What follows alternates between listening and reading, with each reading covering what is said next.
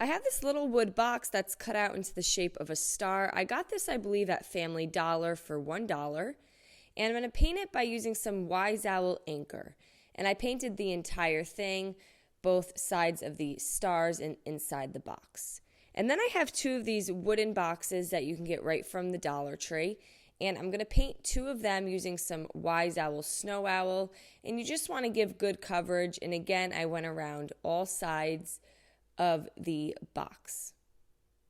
And I'm going to set all of that aside to dry. Once the star was dry, I have this star stencil that I also picked up from the Dollar Tree, and using a mini foam dabber and some Wise Owl Snow Owl paint, I'm just going to stencil on these stars. Now when doing this, you want to make sure you use a small amount of paint. You want to lightly dab. You may have to dab over the area a couple of times, but if you put too much paint and you apply too much pressure, you will get seeping underneath the stencil.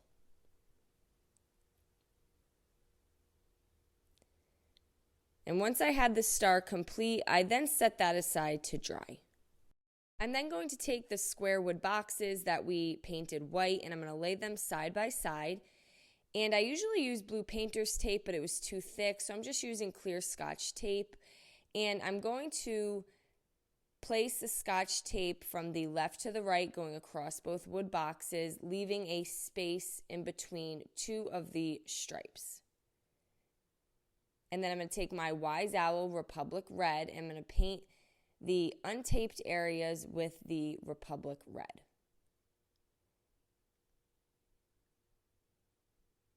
Again, I use some Scotch tape, and you use a piece of the tape as a spacer so that way you get some even lines here. Once everything was fully dry, I'm going to give it a very light sanding. This kind of just helps smooth out the paint. It can help take away any imperfections from the stenciling or even from the tape if anything did bleed under. And please make sure your paint is fully dry before you lightly sand. I'm then going to take my Wise Owl Furniture Salve. This is a great top coat. It just refreshes the paint again as well. I'm going to apply it to all of my pieces and just gently rub it in with a piece of paper towel. You can also use a cotton cloth. I had this scrap piece of wood. It was 11.5 by 2.5 inches. I stained it with some antique walnut gel stain, and I actually took a tumbling tower block and I glued it to the back side of the star. I'm going to start with my boxes, and I'm going to glue one on the left side of the piece of wood and one on the right side of the piece of wood, making sure that the ends meet the end of the box.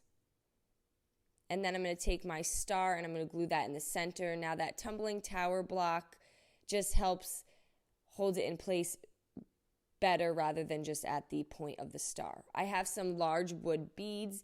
They were pre-painted white. I'm going to glue them on the bottom of the piece of wood.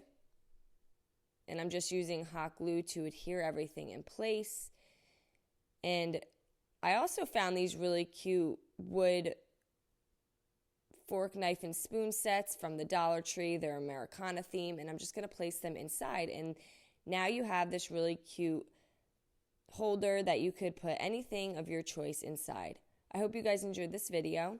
Paint products, tissue paper, transfers, and mesh stencils can all be found on our webpage at chalkitupfancy.com.